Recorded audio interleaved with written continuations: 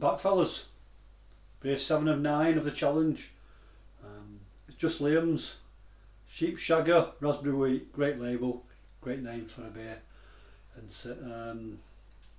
500ml bottle, it says, 5.1%. Now I know that's not overly tight in the bottle, but it's firm enough. I think it's going to be good carbonation on that. Liam did a Wilco wheat beer base. Not sure what he used with regards to fermentables, but I know he put some like a raspberry, like this syrup, the Malina, that kind of thing. So let's give it a pour and let's have a look. So hiss, nice hiss. I expected a little bit more, to be honest, but there you go. Let's give it a go. Oh yes, that colour is one that reminds me of similar to I did one a while back. Let's have a look.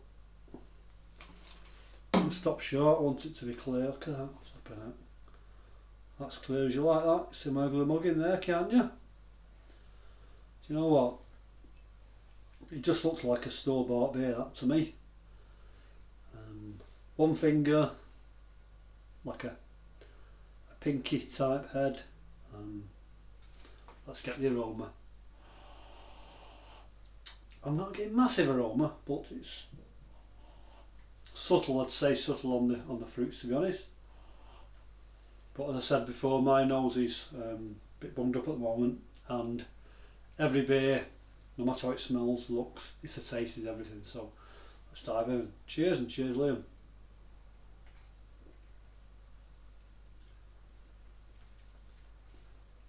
Tangy, I'd say light to medium body. Lingering aftertaste, which is nice lingering aftertaste.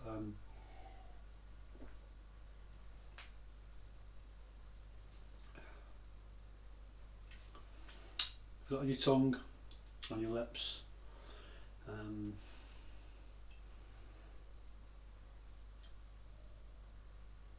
I do like these fruit beers, but some people might find it a bit too much.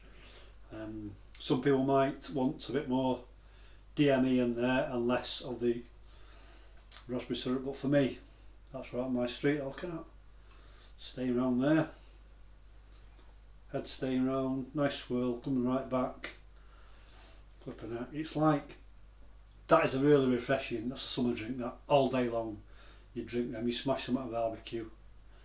But true, if I go to a barbecue now, the chickpeas fall through the grates.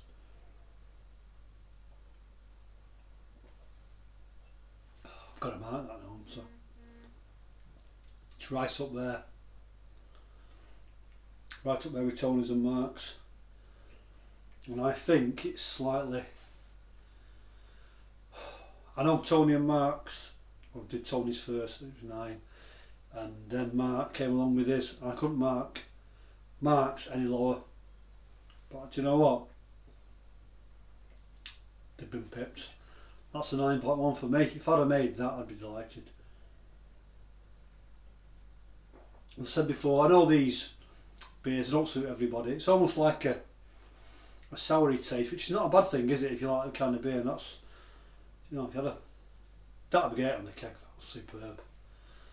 You may calm down on the ABV. It's 5.12%. 5.1%, sorry. Too much on the ABV for a keg, I don't know. 9.1 all day long. To me, that's the best beer I've had. I've got 2 more to do tomorrow. Big John's, Red Dog, and my own. I'm not sure, should I do my own? Should I review my own beer? I'm not sure if I should.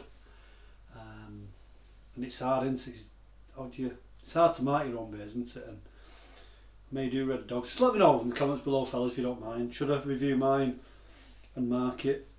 Obviously I won't say anything untoward. If it's bad, I'll say it's bad. If it's good, I'll say it's good. If it's high mark, I will say so on low, and so. Cheers, fellas. Tell you what, Liam, cracking job, mate. Loving that one. That's my favourite beer of the whole challenge. Cheers.